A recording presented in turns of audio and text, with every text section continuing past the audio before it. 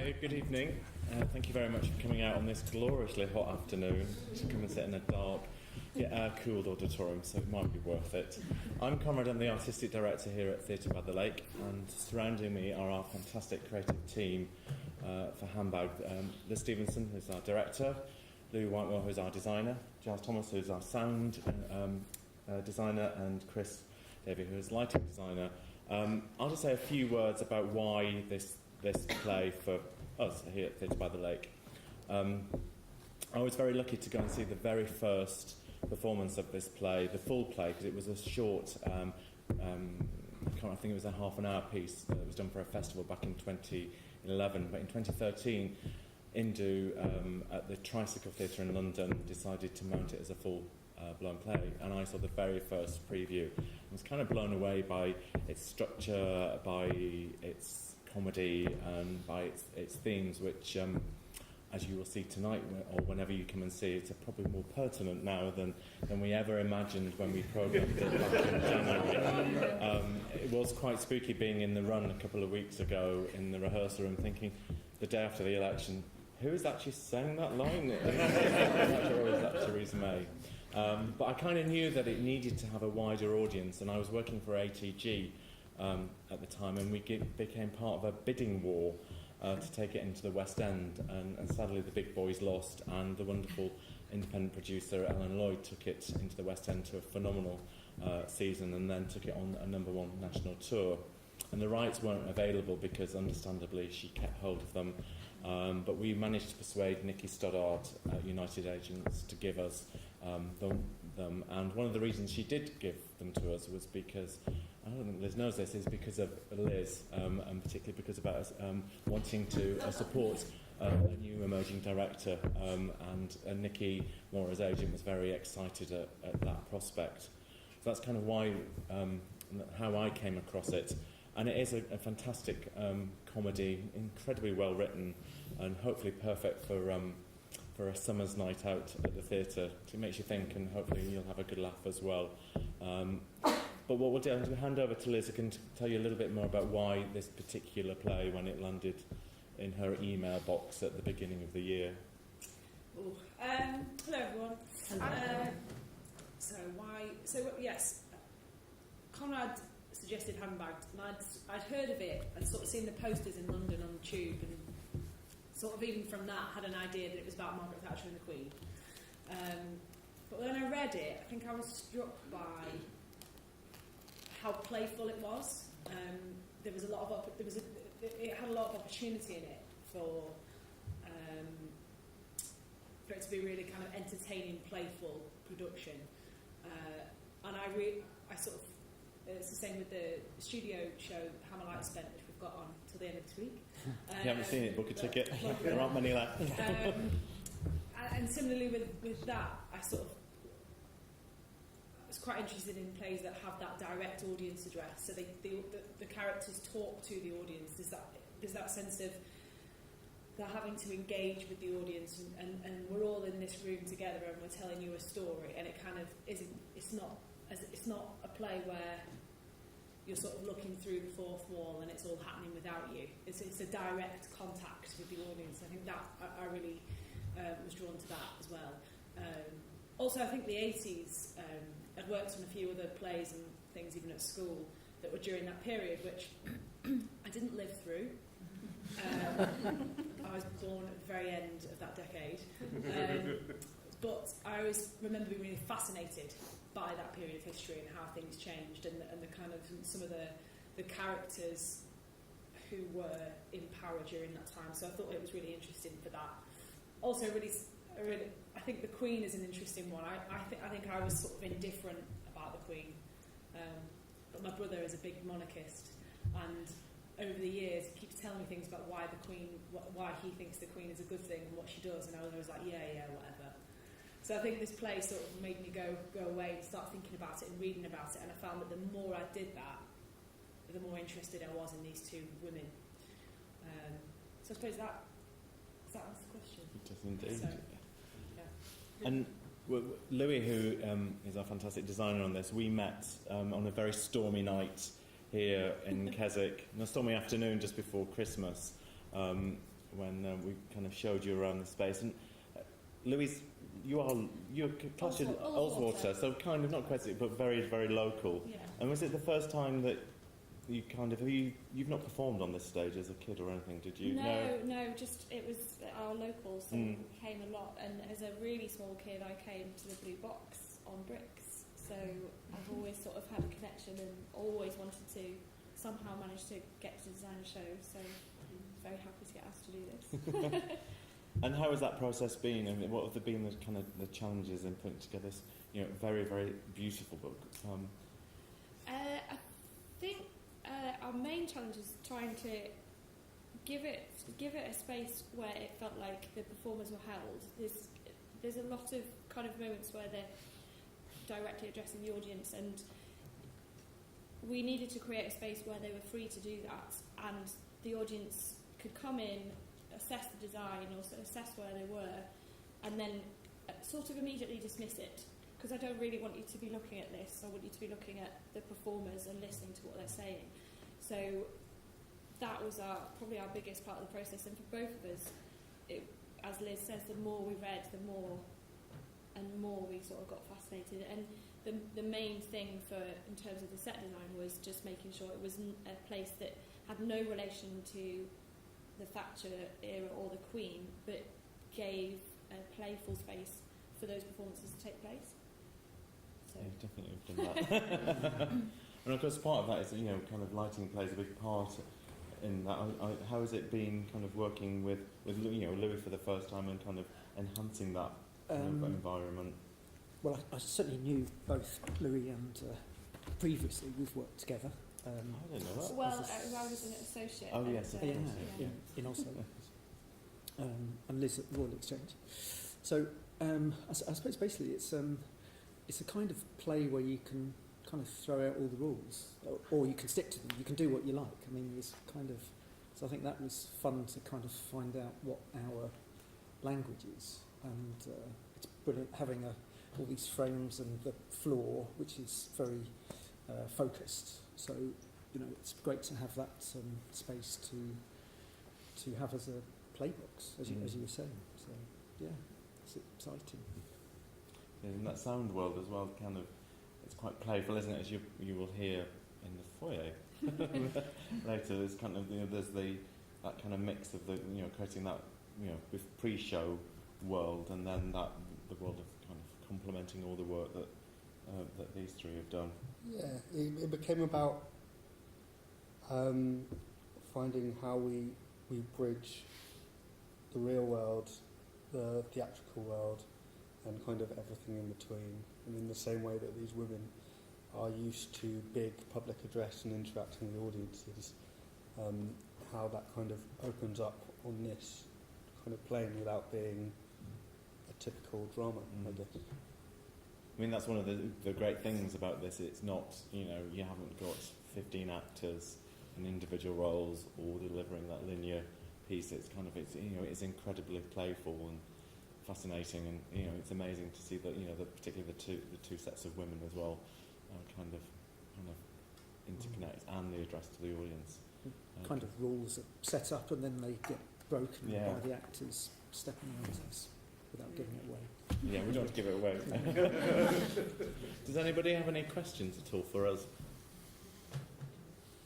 Can you talk louder? Can you say that again, sorry? What did you say? Oh, can you talk louder? Yeah. We can. Sorry. Oh, sorry. I was wondering about the theatre itself. Do you have rehearsal spaces? Do you do most of your work here, or only your technical work here? It's a mixture. We have a rehearsal space here. It's quite small, so we can't do everything we wanted on there. So, for example, this disc here is on, as you can see, is on a rake, and we couldn't get that full rake in the rehearsal room, so we did have a room over near the Co-op that we're able to assemble that in, and it's also giving particularly the director and the designer and the team space to be able to see it. But we do rehearse some things up here in the rehearsal room in the building, but we've also this year been rehearsing some things in London as well, just as trying out different things. So after the dance, did rehearse in London, and we're co-producing 2 shows, which kind of means we need to rehearse those in London. So As You Like It and Miss Julie are currently in their final weeks of rehearsals, but they come up here for the Tech Week. But Liz is directing our Christmas show, Secret Garden. Book your tickets. Then that will be rehearsed up here, but we'll find a different space to do that because it's a big ensemble piece. So doing it in our small rehearsal room would feel a bit cramped. And we've got, because of the site that we're on, it's quite limited in what we've got on this site. It's a miracle that we've managed to get a just under 400-seat auditorium in here and all the front of house facilities, because backstage it is very compact and bijou. We have possibly the world's most efficient wardrobe room, which is kind of, it's about as big as where we're sitting now, that all the maintenance is done. We don't have workshop facilities. Everything that we make is made outside. All this was made in York, a workshop in York, because we don't have those facilities because of the constraints of the site. But we have a fantastic resident team that once everything's here, it's all kind of teched and created you have here. 1 week of technical rehearsal? For this production, the fit-up was, it's a bit elongated because we have the Mountain Festival, but usually there's a couple of days of fit-up that often is over a weekend, and then you often start the technical rehearsals on the Monday and open first performances usually on a Thursday or Friday.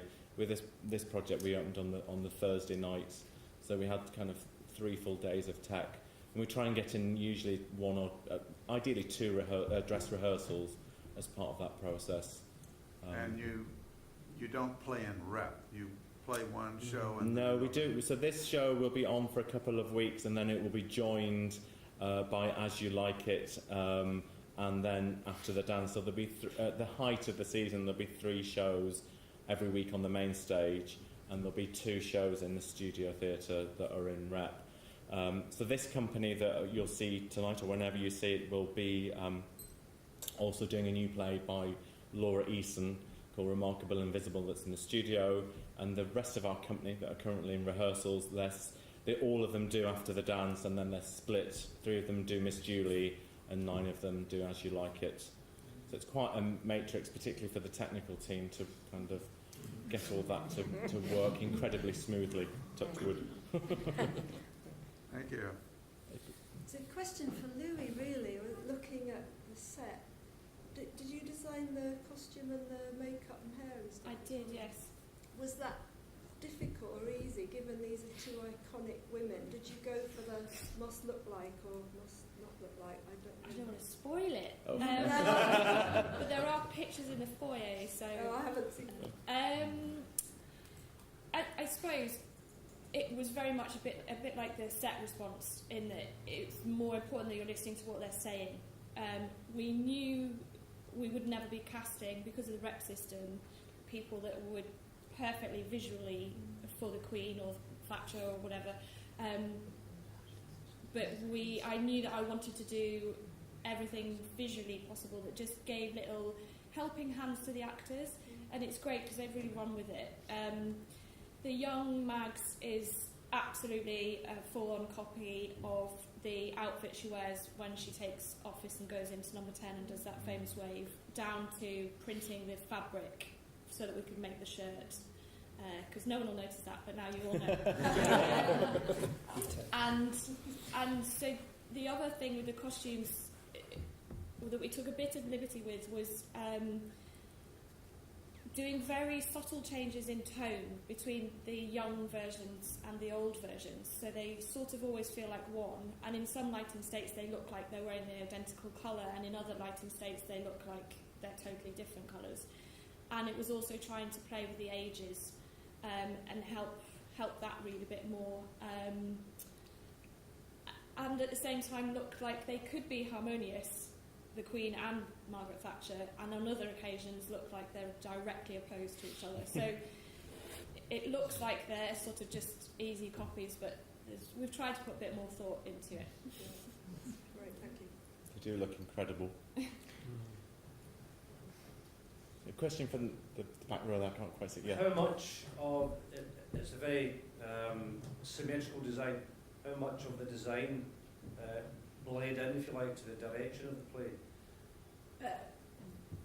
it very much feeds into the direction of the play, and you have, from the first day of rehearsals, you have it marked up with tape on the floor, so you know what you're dealing with. We didn't have the rake, so that was from the beginning, so that was the unknown, in a way, but you have that circle, and you know you've got to get used to moving around it in a fluid way, and creating images on it. You're sort of always aware of this circle, so I think it definitely feeds into the direction from the beginning, and I think at times it was quite challenging because it's an empty stage, and there's a chair, 2 chairs and a table, and that's it, and a few props, but you're having to create different worlds, different places.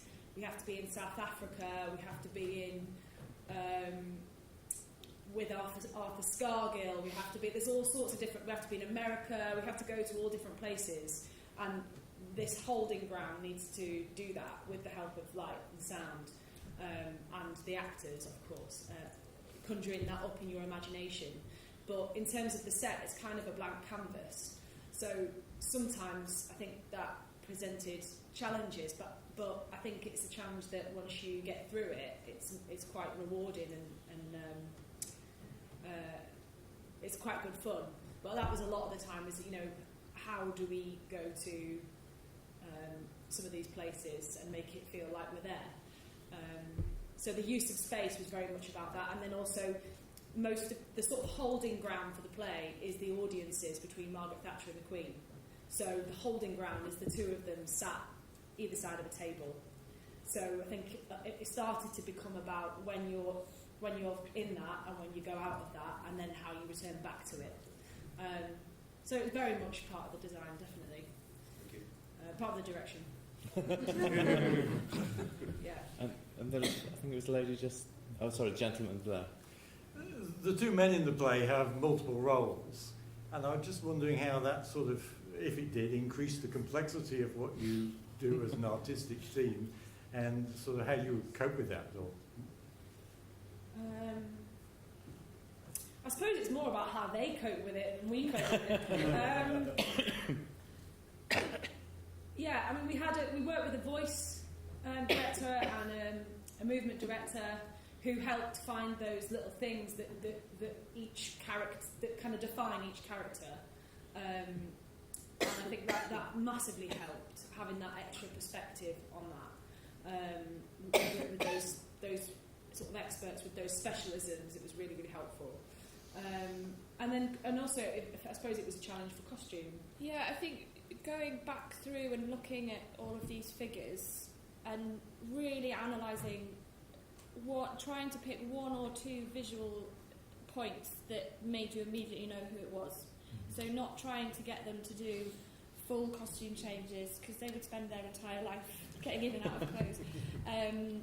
And just making it really quickly recognisable, which they've done amazing work. So there's 2 of them where they put on a pair of spectacles, but in combination with what Liz has done and what the voice work has done, you know instantaneously who they are.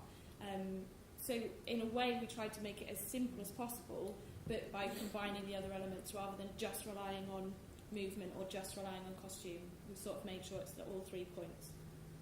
And sound can feed into that as well. So certain characters have their own little motifs. Yeah. That's the one. But one of the challenges that you sort of never know quite if you're getting right or not is how far do you push these characters? So you've got to know them very quickly, but do you make them how far down the caricature to realistic portrayal do you want to be on scale? And I think they're not all necessarily in the same place on the scale. We've sort of found it as we've gone, and that's been an ongoing right to even this afternoon with the note session we were doing of where we want to be on that scale. So that's been a challenge as well.